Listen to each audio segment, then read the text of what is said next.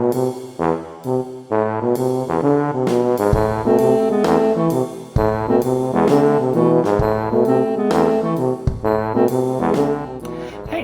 so let's go over how we're going to feed the starter, and this should be done on a weekly basis.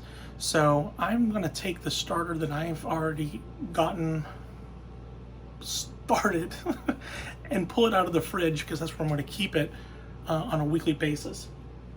So I've got 2 jars here. One of them is my discard, and this is the leftovers from the last time I fed the starter. And here's the starter that has been sitting in the fridge for about a week. If you notice, I have a rubber band, and that rubber band shows where it started, so I can easily track where it rises and falls. And one thing you'll also notice, I'll try to get a shot of this, is on the inside there's liquid, right? You see this liquid swirling around? This is called hooch, and it's totally fine. You can keep it, you can do what you want with it, but just make sure you just dump it. It's not a bad starter. You can keep the starter. Starter is good. So just dump the hooch into the sink, and you're good to go. All right.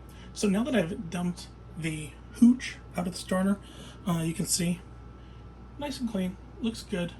Give it a whiff. Smells sour, maybe a little on the funky side. That's not a bad thing, so don't stress that. Now I'm going to take another jar, and you can use anything you want. You can use a bowl of any sort, plastic container, but nothing that you want to seal airtight.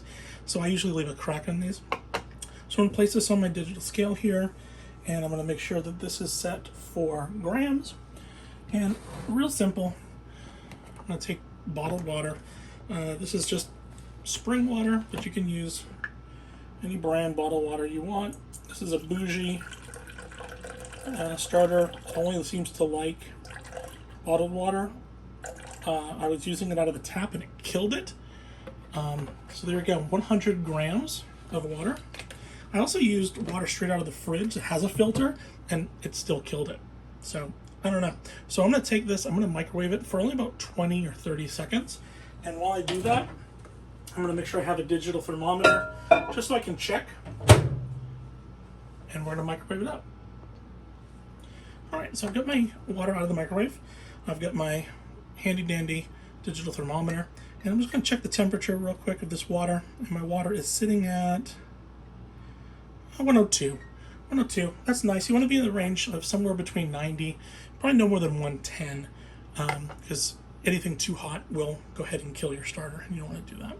So now what I'm going to do is I'm going to take the starter that I have, and I've got one of these wooden spatulas. These are really great. I really like these. It's hard enough. Give this a good stir, and you can see that she's nice and thick, but still you can move around. And all I'm going to do now at this point, I'm going to tare my scale again, make sure my scale is set to 0, and I just want to get 25 grams of this starter out. I'm just going to take a little bit on the end of this, dip it into the water, give it a good stir. Still get some drippage. I'm sitting at 14 grams. So another little scoop out of the jar here.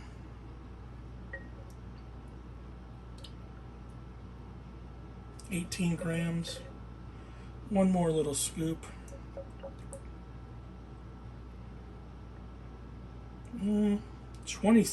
28. Well, we're a little heavy, but you know what? It's all right. It's not going to be that much of a deal. 28 grams. We're good to go. I'm going to take this, give it a scrape, and I'm just going to give this a little stir. Kind of simple.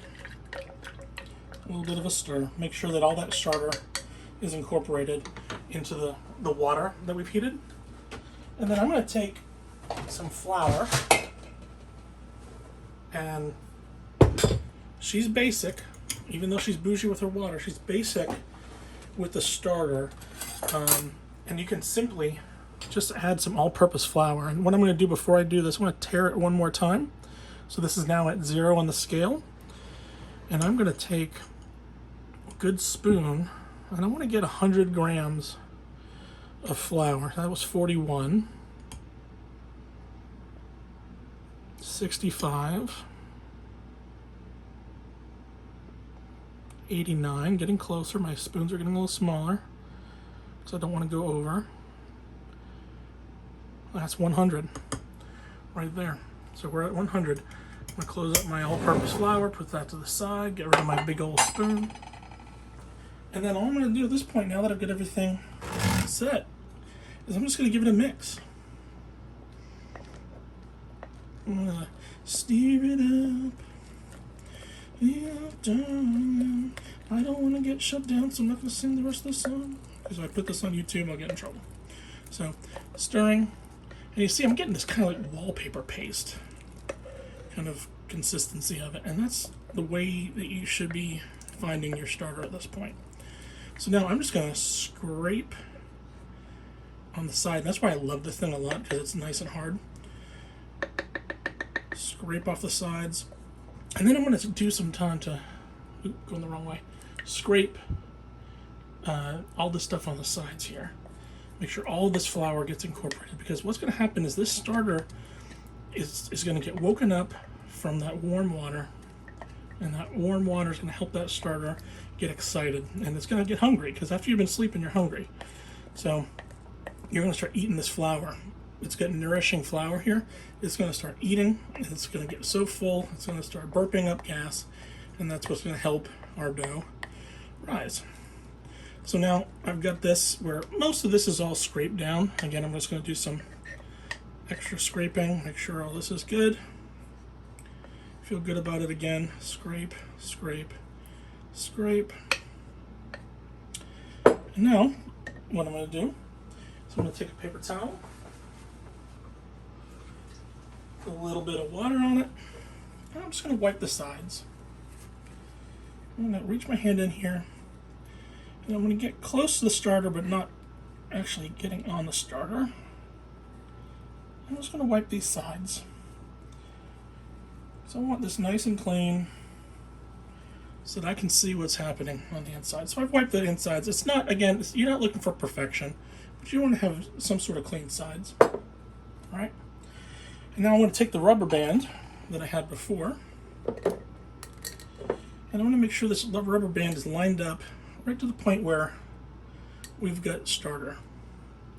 It'll probably help if I showed it to you. So I'm putting that there, right in line with the starter. I'm going to take lid, place it on top, and I'm not going to completely seal this. There's still a little bit of give. Now, since I'm going to make this bread tomorrow morning, I'm going to form the dough tonight. So I'm going to take this, I'm going to put it in a warm spot in my kitchen. Personally, I put it on top of my refrigerator because the heat rises, so I want to keep it as high up as I can. So I put it on top of my fridge, and it seems to do really well there. If your house is cold and you've got a lot of breeze going through it, then you can stick this in your oven with the oven light on, and that should make enough heat and warmth to keep it going. Now, obviously, make sure you don't turn your oven on, because that would be bad. But that's that. So what do you do with the rest of this starter? Well, you can either make another starter if you're thinking about making another bread. If you want to make 2 loaves, you can take the starter and make another one, or you can add it to your discard jar.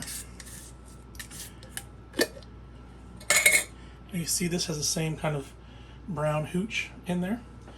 Now I'm just going to dump that hooch out, which I've done. And I'm just going to take we'll give it a good sniff. It doesn't smell funky. I don't see any black spots or anything. If you see anything black, like black spots in there, just dump it. You've gone past its prime. I had that happen once. I had to dump my discard because I didn't use it enough.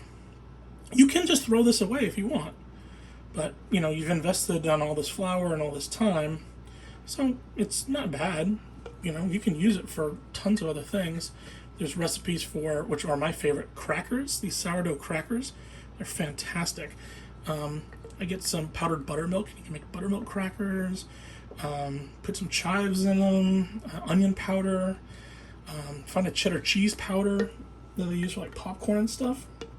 Throw that on there and make cheddar cheese, like crackers and stuff. It made it fantastic. So anyway, so I've gotten all the starter out of here. I've put it into the old discard. I'm going to give it a quick stir.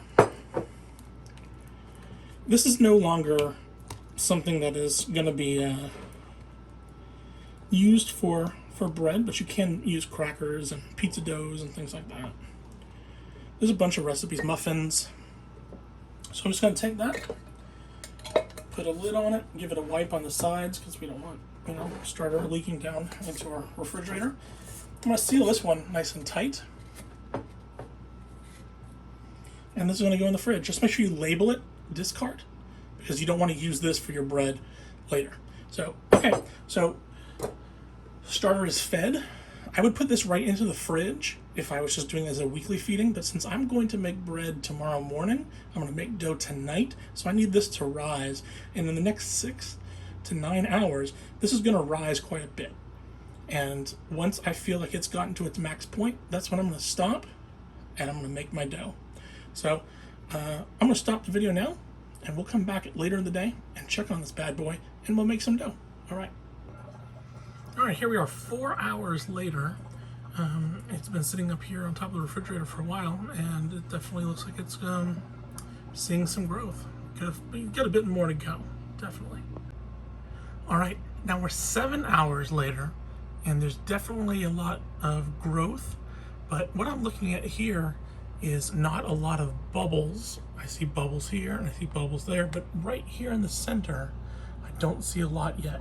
So I'm gonna let this continue to go for a little bit longer and see if we can get up to this point, which is what I'm thinking we're gonna get to. So if you notice right to the top where it says the L in the ball there.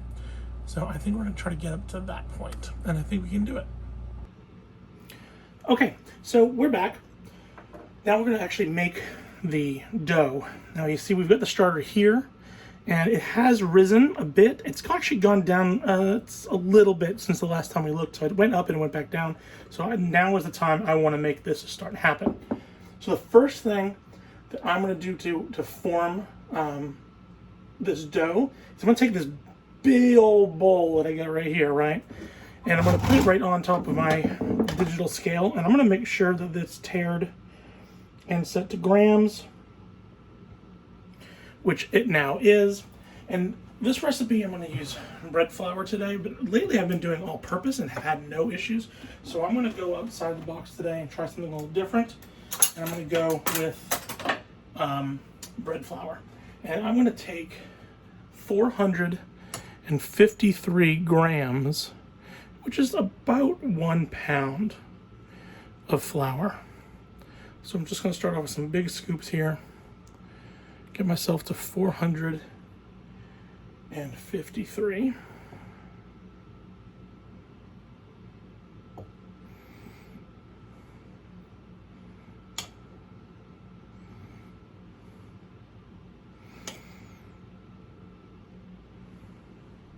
Almost there, but 100 more to go. 402. 427.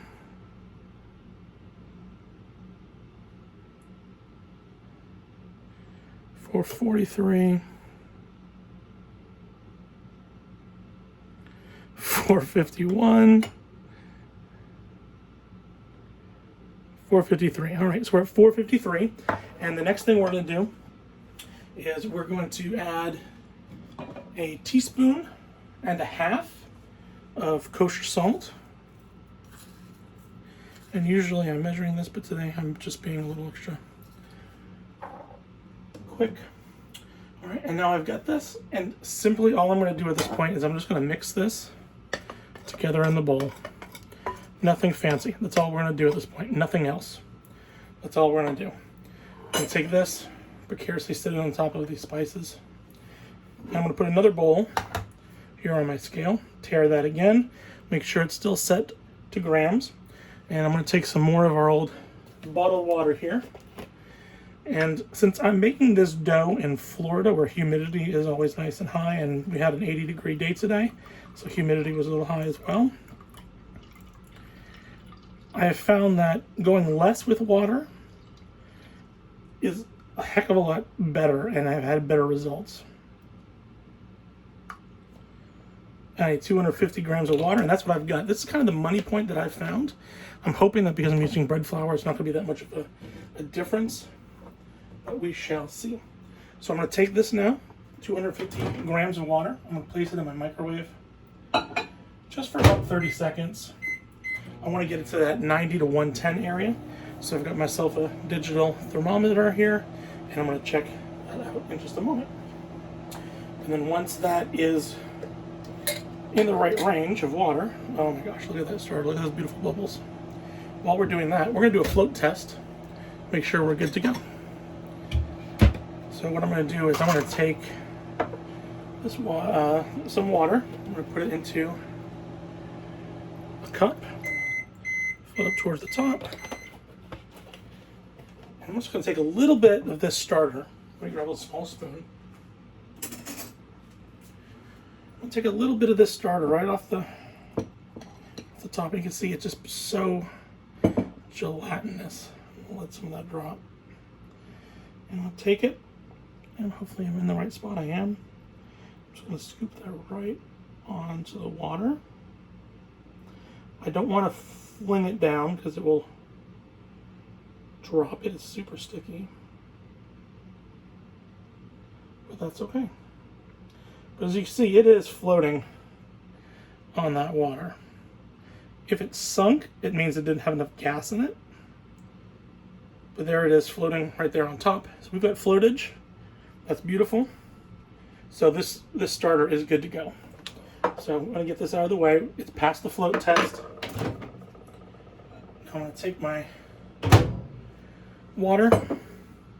I'm going to verify that I'm not over 110 degrees because that would kill my starter. And I'm sitting pretty at 101.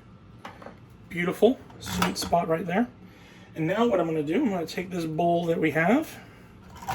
It's going to go back onto the scale. Tear it again. Make sure it's set to grams. And I'm going to take 50 grams of this starter that we fed this early morning and add it to the water. So I'm going to start with this dollop right here.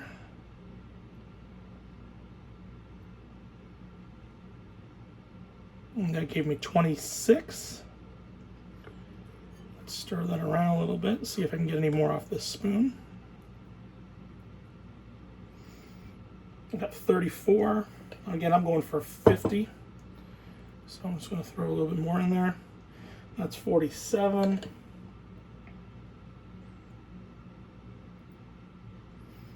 Yeah, 52. A little bit more than I wanted, but it's not a problem.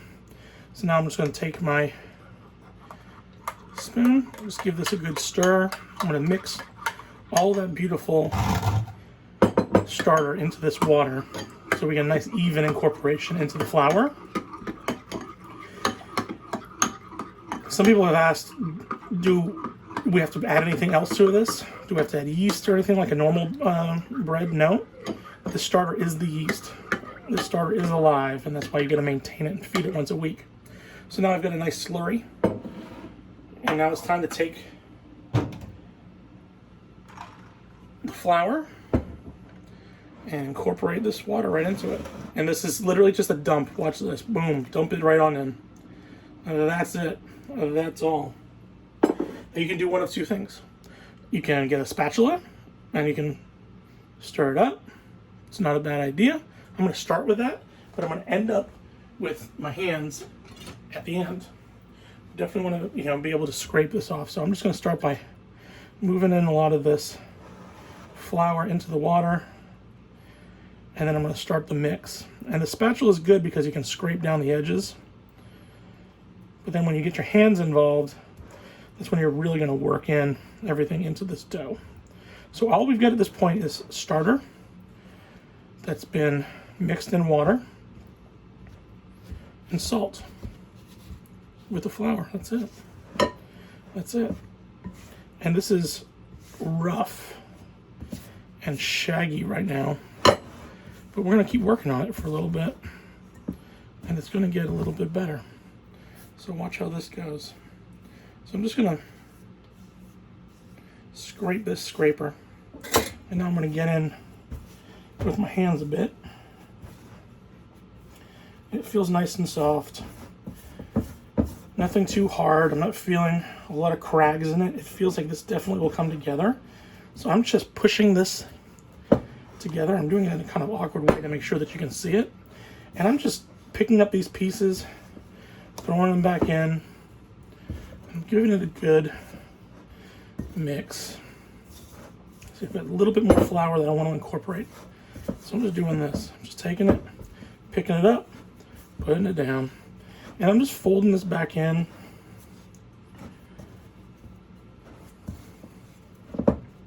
And sooner or later, everything is just going to be homogenized in just a moment. And you're going to say, well, we made it. This is where we're at. Now, I've done these before where it has been really wet at this point.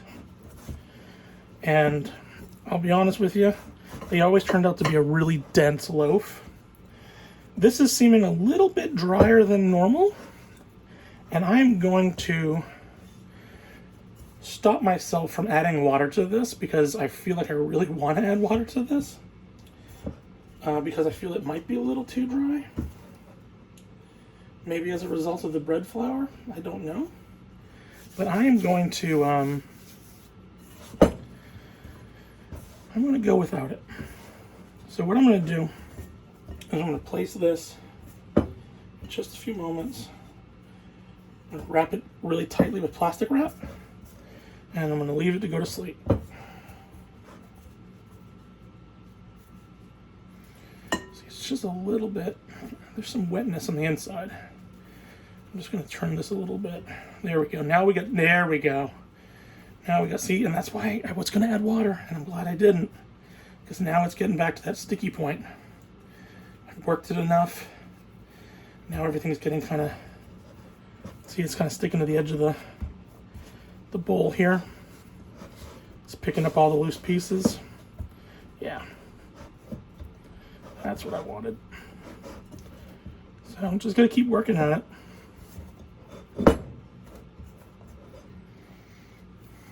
Yeah. All right, I'm at a sticky point here.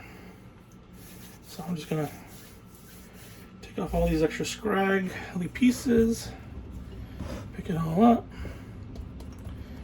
and now I've got my ball. Just like that. And all I'm going to do at this point, I'm going to take a couple sheets of good old cling film plastic wrap, and I'm going to tuck this bad boy in. She's sleepy, but she's got a night of eating ahead of her. There are some recipes for sourdough bread that involve turning it every so often and doing all these folds and lamination. There's a couple different ways to make sourdough, and one of them is with time instead of doing all the folds. So this is a no-knead version of the recipe. So I find this one a heck of a lot easier. And so far, it has treated me well. So what I'm going to do now is I'm just going to take this bad boy, and I'm going to stick it right here. And it's going to be ready to go. Let's take a look. There it is. So now I'm going to take a picture of it from a flat angle so I can have a comparison 12 hours from now and understand, has it risen enough? And hopefully the answer will be yes. So I'll show you a picture in just a moment from the angle that I'm going to look for, and then we'll do a comparison 12 hours from now in the morning. So 12 hours from now, we will, just got out of the shower, excuse me. So 12 hours from now, it is 6:16 p.m. So 6:15, 6:30 tomorrow morning, we'll take the bread. Hopefully the dough has risen, should have at least doubled in size in the next 12 hours. And if it has, then we'll be in a good spot. We'll form the loaf, put it in the banneton, and get it ready to bake. So I'll see you in the morning. Okay, so it is now 6:30 in the morning, and if I look really closely, it looks like we've seen some growth in the last 12 hours. So that looks good. But the other important thing that I'm going to be looking for is bubbles. So if I look over here, oh, I'm seeing some bubbles already. That looks great. So that's good. One of the reasons why I like putting this in this glass bowl is then I can take the bowl and I can kind of look underneath and see what kind of bubble action I'm looking at. And I'm seeing a lot of bubbles. Big bubbles, little bubbles. It's good. I think we're good to go. So let's start actually forming the loaf. Okay, so we're back. I'm trying not to be too noisy because it's 6:30 in the morning and my wife is still sleeping. So first thing I'm going to do is I'm going to flour the surface here. So real simple. Just take a little bit of flour. Here we go. I'm going to flour the surface, make sure we're good to go. Because I'm going to take this dough now, and I've already looked to make sure it looks beautiful. Oh my gosh, it looks great. I mean, just now that we have the plastic off, looking at these holes where the bubbles and the air has gone through, we got some gas holes there. It looks great. Gas holes. Oh, I like the way that sounds. That's funny. So I'm just going to dump this, and that's just, ooh. Did you see that? I almost dropped that. That would have been terrible. This is where you got to believe in yourself. I'm just going to dump this out. Okay, and she doesn't want to give it up. So I'm just going to use my hand, and I'm going to scrape a little bit here.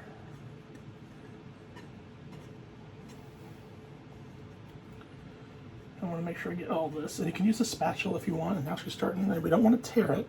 So I'm just going to loosen her up. I don't want to go into many different pieces. So I'm like peeling her out of this bowl. And there we go. Yes. Yes. So now I've got my beautiful dough, right? And the first thing I want to do is I want to get this into one spot. So I'm just going to take this and I'm just going to gently push this down into a rectangular shape.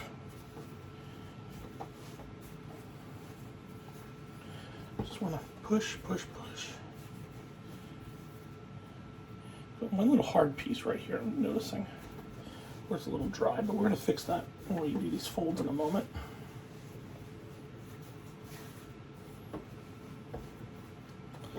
Alright, so I've got this rectangular shape now. Cool, beautiful. First thing we're going to do now is we're going to fold this in thirds, like we're folding a piece of paper. So I'm going to take this piece, fold it like that. Take this piece, fold it like that. Right? Simple. I'm not doing anything extra special. Just folding it like this. And now, we're going to fold it one more time in the opposite direction. So we went this way, time we're just going to go, fold it like that. That's it. Boom, boom, boom. Done. Now that we've got this dough in this direction, I'm going to take this seam side down, right? We have the seams here, and I'm just going to work this into a ball shape. Now, you can do with a board scraper, right? You can use a board scraper, one hand holding. I'm doing like this, but I really don't want to make that much noise. So I'm just gonna form it, keeping one hand kind of the same, and I'm just pushing onto the top and making kind of this tight ball.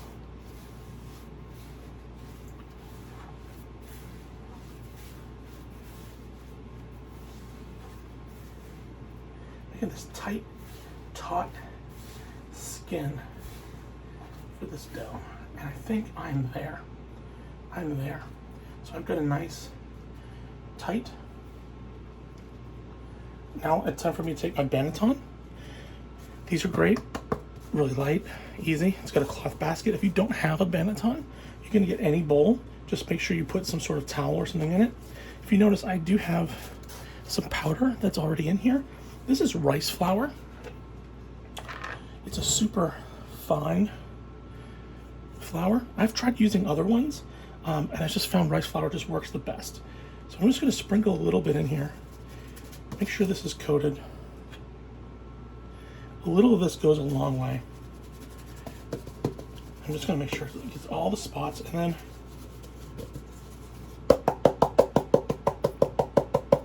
dump it out. Because now you've got a nice coating. I usually don't put rice flour every single time I do this, because the rice flour just stays. It maintains. I don't have to worry about it. And the more that you have in there, the more you might have to brush off later. So you really don't need that.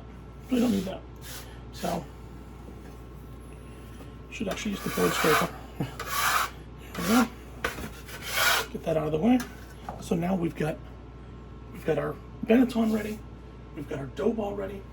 And what we're going to do is take this dough, nicely tight and simple, like this. Boom. Straight down. You see we got a little bit here. I'm going to just pinch a little bit. Seal everything together.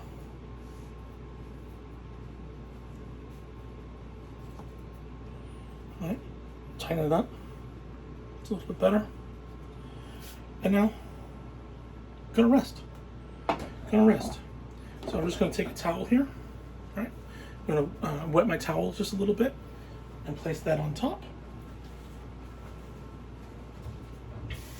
I should have had this ready, but I didn't. So I'm just gonna take this wet towel, and you want to use one that is linen free, because you don't want to get like sticky bits of linen on your dough. All right, we're gonna let this sleep for 2 to 3 hours. I want to see if this is gonna rise a little bit more. I can feel the dough is there a little bit. Hopefully this is gonna do its last fermentation and bulk up just a little bit more. So we'll be back in 2 to 3 hours, see where we go. So, all right, see you then.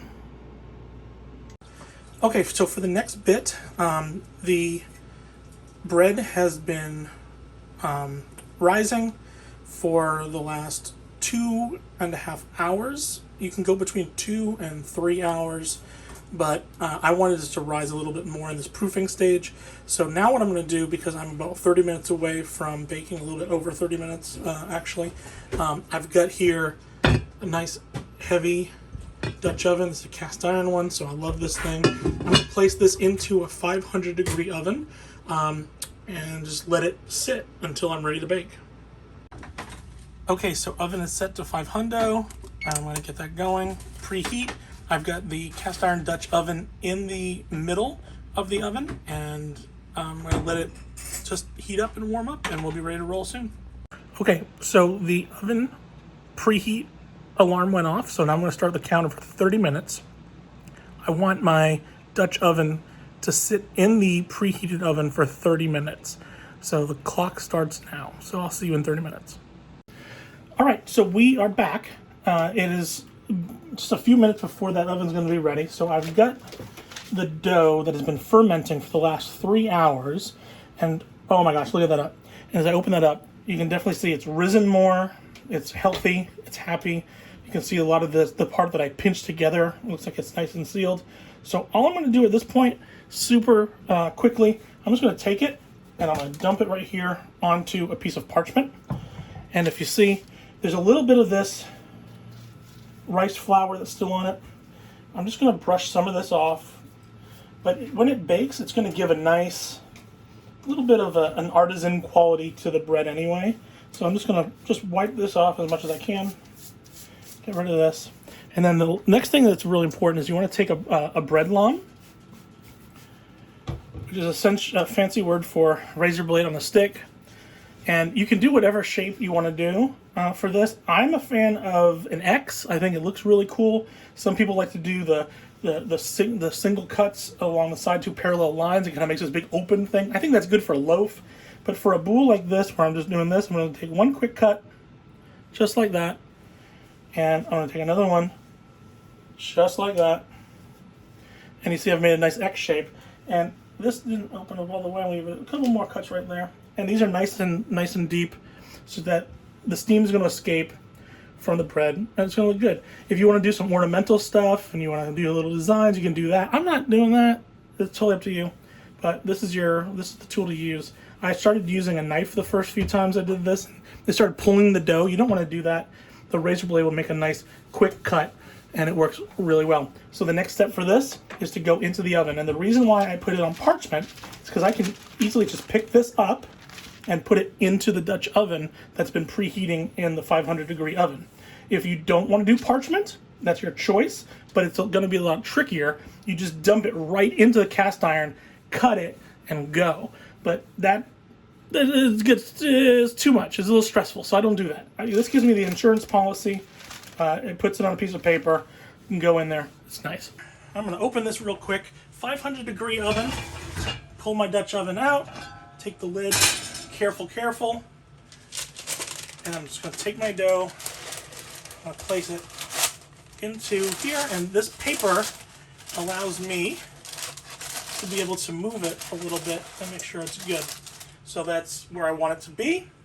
I'm going to take my cast iron. I'm just going to pull that paper a little bit. Push my cast iron to the center. In the oven. Shut the door. So now that it's in the oven, all I need to do is I'm going to turn this oven now down to 450. And I'm going to let this go for 25 minutes. Okay, so it's been almost 25 minutes. This is the worst part of the whole thing because you can't see because the lid is on the Dutch oven. So I'm about to take the cover off, and we're going to leave the cover off to continue the rest of the baking. And this will be the moment of truth to see, did the girl rise? Is she browning nicely? And then from this point, we can go up to 25 more minutes. But lately, I've been aiming for anywhere from 15 to 20 more minutes. Because anything more than that is just going to get burnt.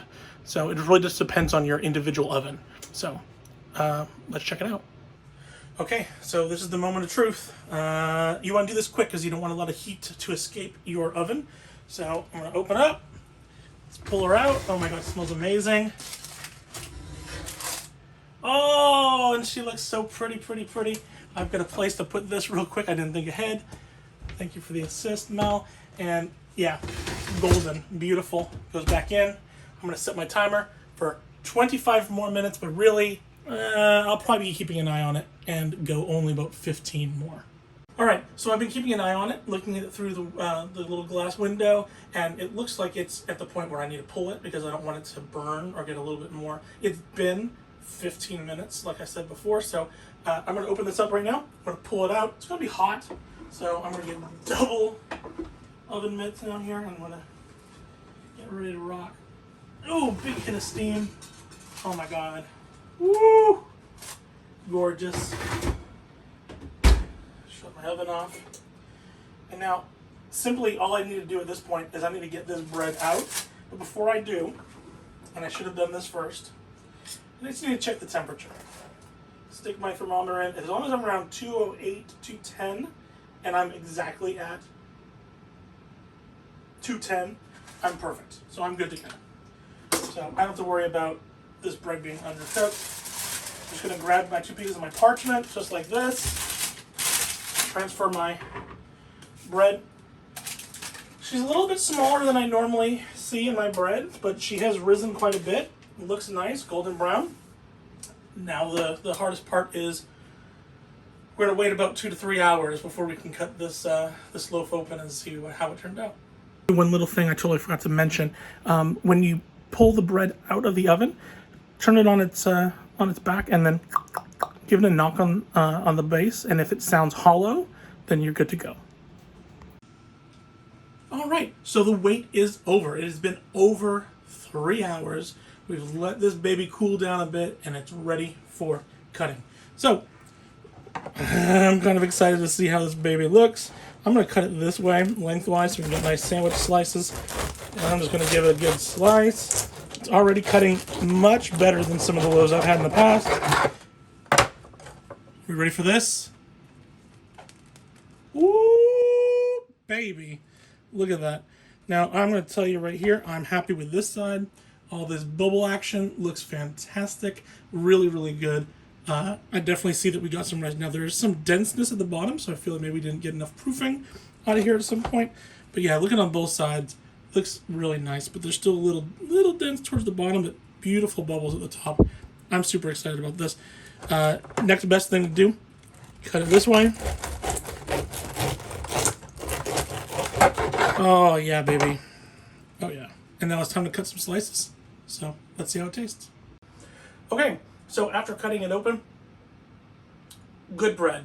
Couple points that I really wish I would have done when I made this, full disclosure. If you remember back earlier when we were making the dough last night, I just kind of free pinched the salt. That was a mistake. I should have been using the actual teaspoons to get that 1.5 teaspoons properly, because there's not enough salt in this bread. So, you know, salted butter would be perfect for this. It's good. It's still a little on the wet side.